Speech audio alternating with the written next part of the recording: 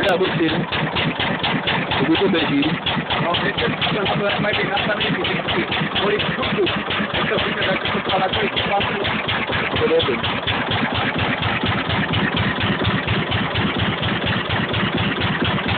A pak se to dá na ten stroj, tak je to vydání lidí přesný.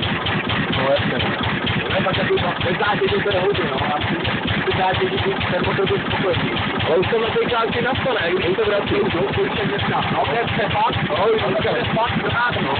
To už to dneska je přepad. Já mám trošku krátku pustěnou, aby se to nerozbíhalo do motory otáče. Jasně. Mám tu teďka tam tam takže tam není tak dokonalý sporování.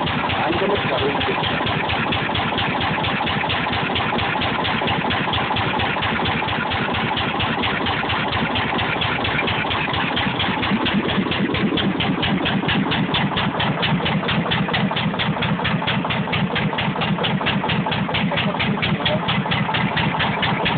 Takže dotáčky akorát teda přiskrtovat ten garbet, jo? No, ten regulátor by měl být ještě víc přede tou pružiny. On se dost rozejmal, on byl začátku takový stůlej, když jsem to přepil. A teďka už je zatažený a už je vlastně zavřený vzduch. Ale jinak by to mělo být tím, že to dopírá tak na tu klapku.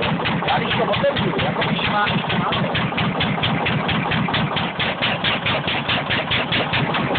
takže to je tady, teďka nevlastně pokaždý, že má málo paliva, málo vzduchu.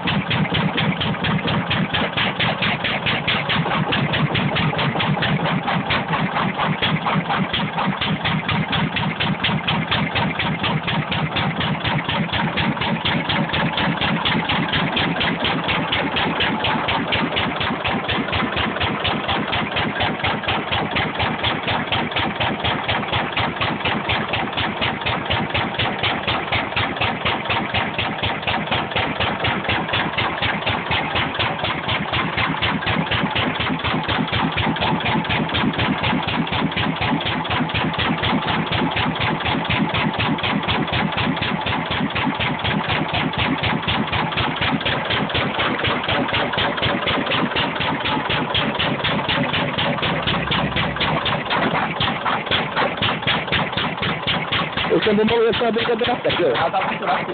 No, pustí tam.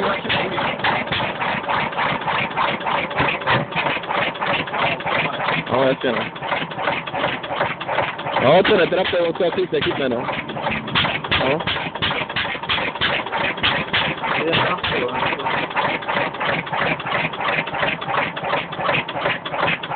Co se týče toho vzduchu, to máte odložený takhle furt?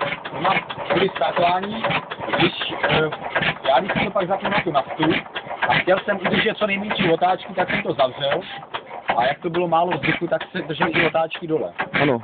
Na to startování možná by bylo lepší ze začátku dát nějakou tu člonku, protože to má jakoby mít málo vzduchu, hodně paliva, aby to blaslo.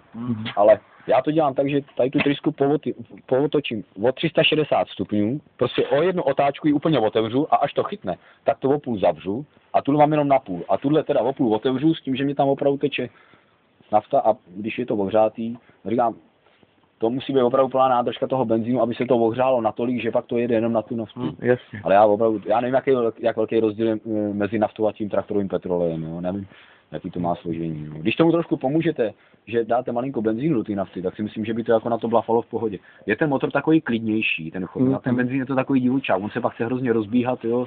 Třese se, prostě není to.